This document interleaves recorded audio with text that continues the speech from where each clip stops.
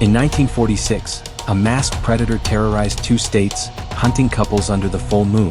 What happened in Texarkana remains one of America's most chilling unsolved cases. Texarkana, a city split perfectly down the middle, half in Texas, half in Arkansas. Spring of 1946. World War II had just ended, soldiers were coming home, and America was ready to celebrate peace. But in this border town, something evil was waking up. And it only came out when the moon was full.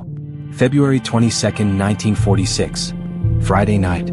Jimmy Hollis, 25, and his girlfriend Mary Jean Larry, 19, were parked on a quiet lover's lane just outside town. It was a spot where young couples went for privacy.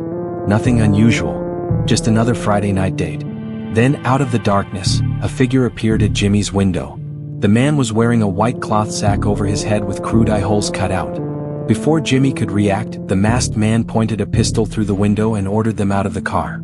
His voice was cold, emotionless. Jimmy tried to fight back. The attacker struck him twice in the head with the gun, knocking him to the ground. Mary screamed. The attacker then turned on Mary, assaulting her viciously. But something happened. Maybe a car passed nearby, maybe he heard something, and suddenly he ran off into the darkness. Jimmy and Mary survived. They reported everything to police. The man in the white hood.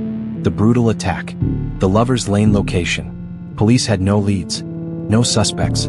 They increased patrols around known parking spots, but they had no idea who they were looking for. The attack was violent, terrifying, but both victims survived. Maybe it was just a one-time incident. A random act of violence. The town tried to move on. But the attacker wasn't done. Not even close.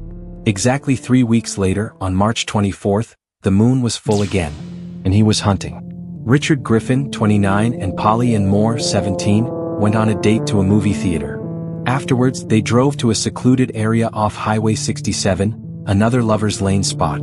They never came home. And when their bodies were discovered the next morning, Texarkana realized they had something far worse than a random attacker on their hands. The bodies were found in the car, positioned strangely, like the killer was sending a message. And this was only the beginning of the nightmare.